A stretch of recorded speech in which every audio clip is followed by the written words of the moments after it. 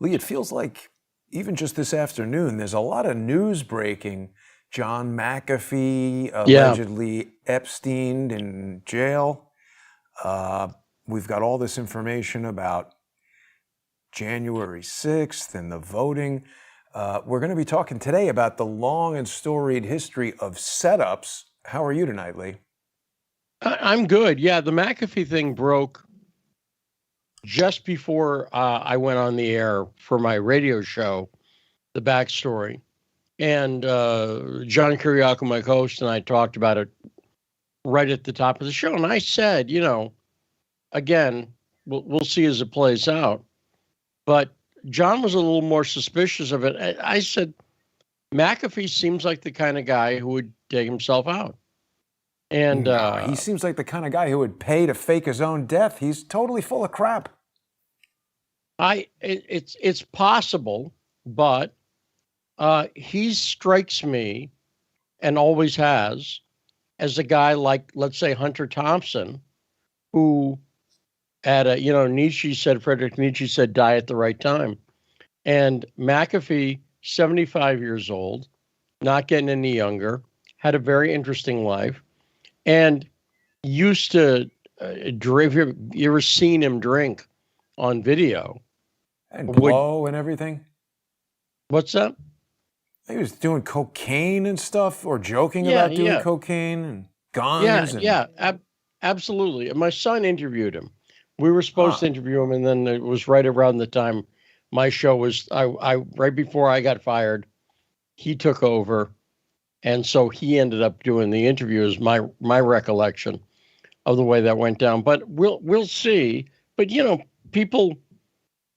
people commit suicide. That's the thing that happens. And Yeah. and just my immediate gut instinct was, yeah, it's possible, because when Shane interviewed him, I edited the interview because there was a lot of swears in it, and we're on AM and FM, so we can't have that. So I had to go through and beep out all his language, and it was an interesting. He's an interesting character, but it wouldn't shock. It's one of those things that wouldn't shock me at all. Now we'll see. We'll see what happens. The thing that's guaranteed is, uh, some people are going to think whatever they think, and I learned that, and I've talked about this before on the radio show. I talked about it recently. Being friends with Andrew Breitbart and being very close to Andrew Breitbart and talking to Andrew 3 hours before he died, and being the first person uh, uh, to answer the call from Brandon Darby, where he had called Andrew and the EMTs answered. What do you mean? Because they had his cell phone? Yeah, that's what happened. He died, and the EMTs came, and the phone rang, and the EMTs answered it. And Brandon knew what was going on, even though they didn't say he's dead, because they couldn't. They didn't say he's right here. Right. And so he knew what was up. He could hear the ambulance in the background, and then Brandon called a couple people. They didn't answer. He called Larry. He called Bannon. Then he called me, and I was the first person that Brandon talked to that night. And knowing that Andrew had a heart condition, that he'd been in the hospital for a couple of weeks about a year earlier, that he'd been working out, that he'd been working out with a Hollywood trainer. And when I would call him in the last week or so before he died, he would answer the phone out of breath because his trainer was working him. He just changed his diet to what he called Atkins, which was basically no potatoes. So he'd have a steak, but he'd have no potatoes. His doctor had told him a year before, you need to slow down. You have to slow down. He didn't slow down. And knowing some other stuff he was going through personally that I won't get into, but knowing what was going on, and that Andrew had told me 3 hours before he died in our last conversation. He said, I had a heart pang or something last night on the airplane. And he said, I don't know what it was, but he said, he said, I take a lot of arrows for people. And,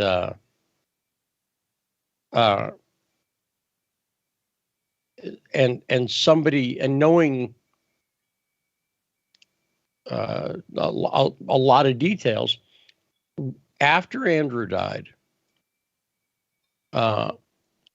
for a long time, when I would meet people for a few years, I would meet people who just would, oh yeah, he was killed with a heart attack gun. And I'd say, well, I knew him, and that's not at all what happened. And they go, no, no, no. And then they want to tell me the story. And I'm like, well, I just told you I knew him. I talked to him 3 hours before he died. And almost no one I talked to would stop and go, wait a minute, you knew him? So tell me, blah, blah, blah.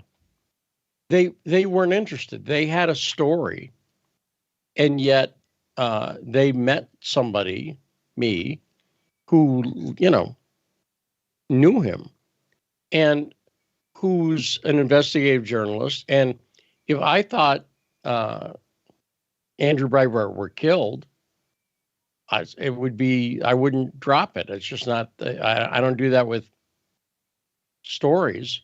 And I certainly wouldn't have done it with that one. But I also knew that he was adopted. He never knew his parents, which means he didn't know. Doesn't know his medical history. The medical history, exactly right. But didn't you tell me he had a congenital heart defect, like from birth? He had some kind of heart problem? Not that I know of, but he may have. He may have had some. I'll put it like this. He was surprised when he went in the hospital the year earlier, and he didn't want to publicize it because the Shirley Sherrod thing was going on, and he kind of didn't want to give her that satisfaction. But he and a number of other people had, I and a number of other people knew he was in the hospital, spoke to him in the hospital. Eddie Slaughter's one of the farmers in the Pigford Black Farmers story, spoke to him, a number of people. And Hannity's the guy who came out and dropped that detail. But up until that point, the Breitbart organization, Larry and Bannon, didn't want us talking about Andrew, his death. Why? They just, you and I knew a guy named Paul Montgomery. And Paul was the vice president of a company called Newtek. And Paul was one of my best friends. I've had two friends die very young of heart attacks. Paul was 38 years old. Andrew was 43. And I had said to Andrew a couple weeks before that you remind me a lot of my friend Paul. The way Andrew operated, where he would talk to people, and I love Paul. Paul was one of the people I was closest to, and when Paul died, I mentioned something about it online, and I got really yelled at by the head of the company. It's like, you don't do that.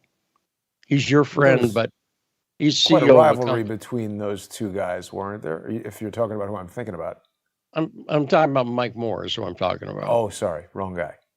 Different guy, yeah.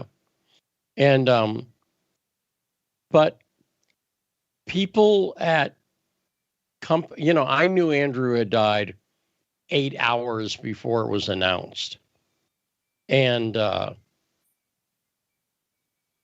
they didn't want people.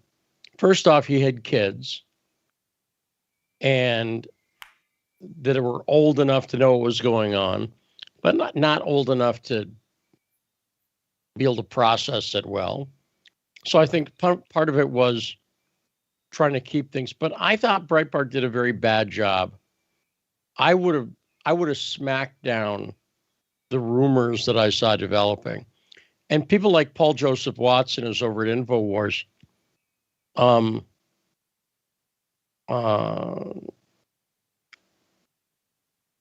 Capitalized on Andrew's death. And it bothered me. It bothered me. And like pissed me off, bothered me. Because I knew him, he was a real person, he's an actual human being with a family and kids and everything else. And both his parents were living. And they would propagate things like, for instance, the story that the guy who did the autopsy on Andrew mysteriously died a couple of weeks later. That's false. It's completely false. There was a guy in the coroner's office who died. He wasn't one of the people working on Andrew. And if he was very peripheral, wasn't the guy who signed the death certificate, wasn't that guy at all. And anyone could look that up and go, okay, that's the guy who died. Here's his name. Let's look at Andrew's death certificate. That's not his name. But stories like that spread, and there's no doubt they get clicks. There's not a doubt.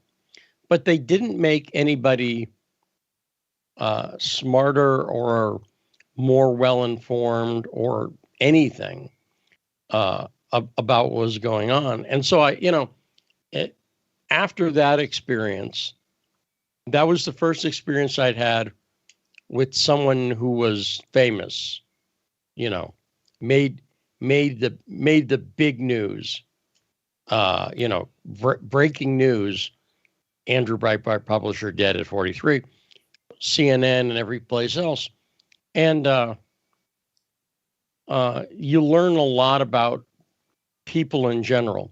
And I think some of the people who just thought it because they'd heard it, I don't blame them exactly. But people like Paul, he's getting the story wrong. And I know it got clicks. I'm sure it got clicks. But it was, very distasteful and pissed me off ultimately.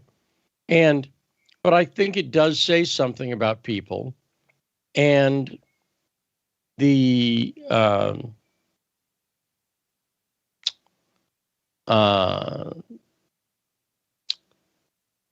inherent bias a lot of people have, and what you're up against when you try to tell the truth in news. And Andrew certainly wouldn't like the stories that were conjecturing about his death. He would have pissed him. They would have pissed him off. And so it really, his death obviously affected me profoundly. But that was one of the ways, is I started to realize that a lot of people, no matter what they tell you, don't actually want the truth. They're much more interested in a narrative. And if people bought into the Andrew Breitbart was killed story, they were buying into a narrative. And it may not be what they think of as a narrative, but it is a narrative. And what was interesting? Do you know why he was supposedly killed? Is because of the video that he had, that he talked about. John Podesta. Should I play this so people who don't know it can see it? I can't see it. What do you have? This is the one where he's at CPAC talking about John Podesta or something? It's not the Podesta. Had nothing to do with the Podesta thing. Oh. Well, you can play it though. we can talk about what that was. But at his last speech at CPAC, which I was in the front row for, because Andrew and I would hang out at CPAC. But why don't you play this? Let's talk about this, because there's another one that people completely. Yeah, I want to make sure that Breitbart doesn't strike the video, but we'll run it. This is a concerted that's effort. him. This is a concerted effort. Politics of personal With Dave destruction. Weigel. Fuck you, John Podesta. All right. Well, you see where I'm coming from. Okay.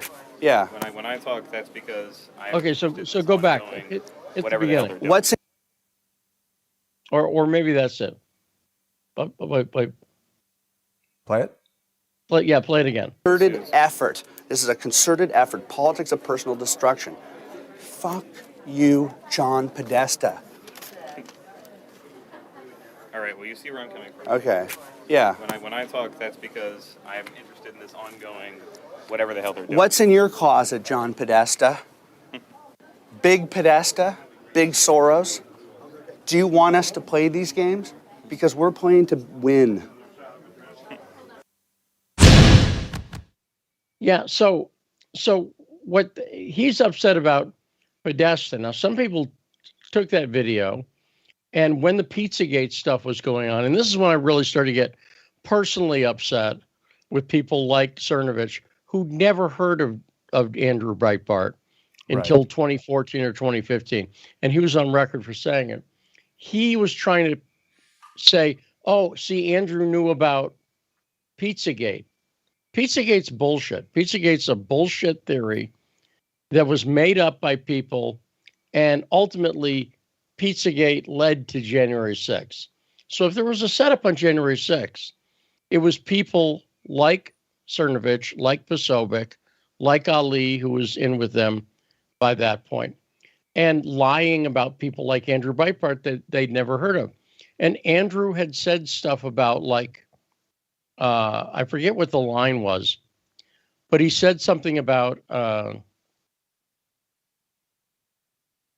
child prostitution or something like that. Now, what he was referring to there, and the tweets that they used of Andrews talking about that, are talking about the well-known James O'Keefe acorn sting.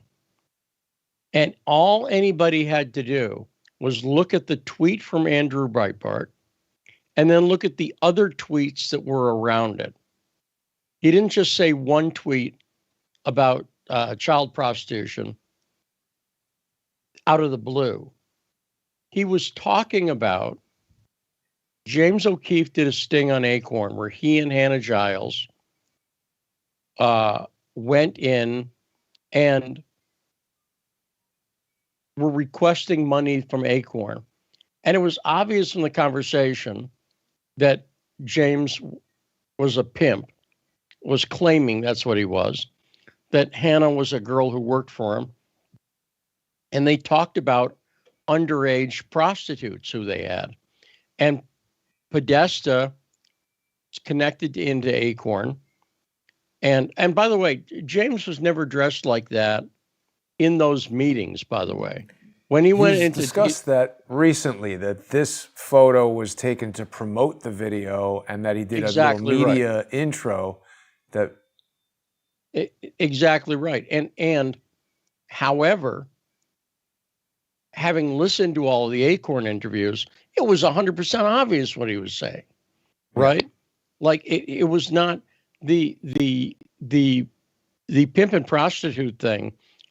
The picture makes it's funny, but the conversation was obvious what they were doing, and the Acorn people were going, well, we can talk about that. And so I know James. I got to know Hannah. I knew that whole story, and Breitbart was the one who published that. Andrew was specifically working with James on publishing that. And so when that, oh, look, it's Andrew talking about Pizzagate. No, he wasn't. Not at all. Andrew was talking about the Acorn sting. And that's what he was talking about. And very clearly. And the child prostitution line had to do with the fact that James had said, we have some girls who are younger. I forget what he said. But James came out and said, nope, that's not what he was talking about, me and this thing that I did. I said it. A lot of people were like, no, no, no. Well, no, we're right, period. All you have to do is look at it. That's exactly what he was talking about. So the reason he got actually, the reason at the time, it may have changed post Pizzagate, but the idea was Obama killed him with a heart attack gun because Andrew had come out at CPAC and had this video he was going to reveal. And that video had to do with critical race theory. And everyone forgets that, or they didn't care at the time. But there's a reason Andrew did. It's because Andrew's book, Righteous Indignation, it's his autobiography, but there's an extensive chapter in there on the Frankfurt School, which is something he got interested in when he went to Tulane and started to see the way that operated. And he was proudest of, in that whole book, the stuff he did in the Frankfurt School was the stuff he was proudest of. And he told me about how it was the hardest part, and it was the part he was proudest of. And so he had video of Obama introducing Derek Bell. Derek Bell is the father of critical race theory. And when the story came out after Andrew's death, when the video came out in Breitbart of Obama with Derek Bell, at the time, everybody was like, what is this? Who cares? At the time, we were talking about critical race theory at Breitbart. This was 2012. Okay. No one cared. Nobody was interested in the least at critical race theory. They thought it was boring and stupid and academic and irrelevant. But Andrew knew it wasn't. 10 years ahead. Absolutely, yeah. And that's why I say, and I say this without hype, Andrew Breitbart was the single most important person in digital journalism.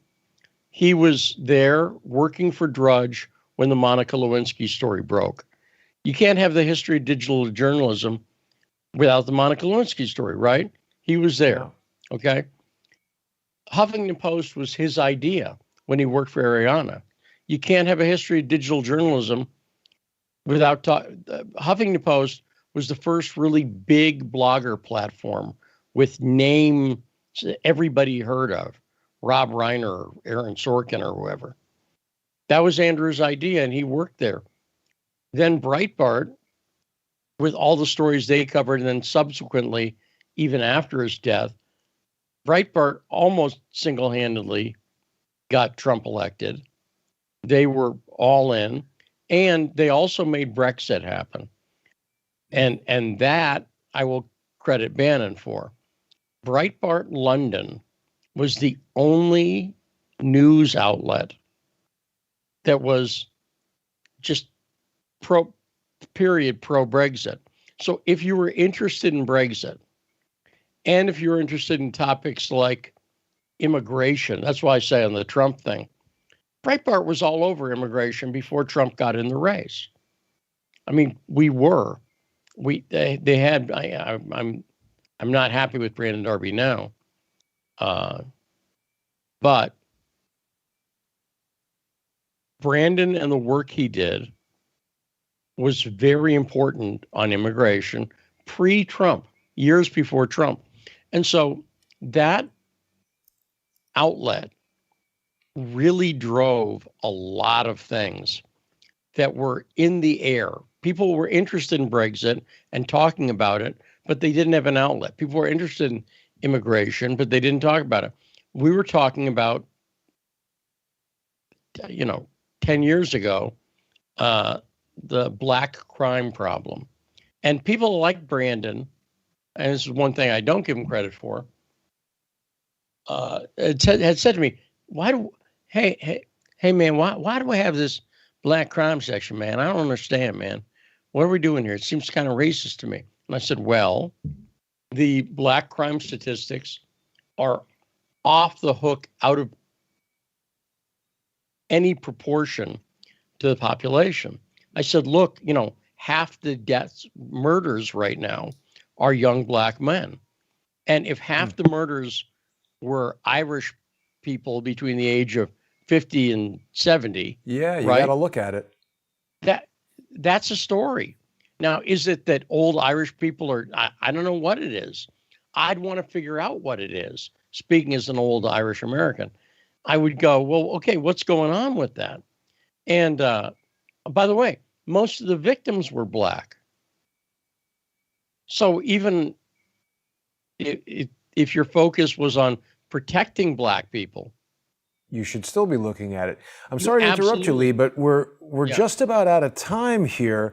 I don't know very much about Brandon Darby. One of the first things I Googled here shows us a picture of somebody claiming he's an FBI informant. We're going to talk about that and much more in less than 5 minutes when we continue with the sponsor exclusive segment on patreon.com/Stranahan, subscribestar.com/crowdsourcethetruth, and patreon.com/crowdsourcethetruth. Before we go, though, I want to remind people that they can listen to Lee's radio show every day, The Backstory on Sputnik News. You can get it all over the place if you just Google The Backstory, Sputnik, and Stranahan. You can listen to Lee and John Kiriakou. They have some fantastic guests, including Enrique Tarrio of the Proud Boys, who's been accused of being an FBI informant himself. We're going to go in depth on that and continue speaking about Andrew Breitbart and the various alumni of Breitbart News. We'll be back in less than 5 minutes, Lee. I'm looking forward to seeing everybody over on Patreon and Subscribestar. Me too.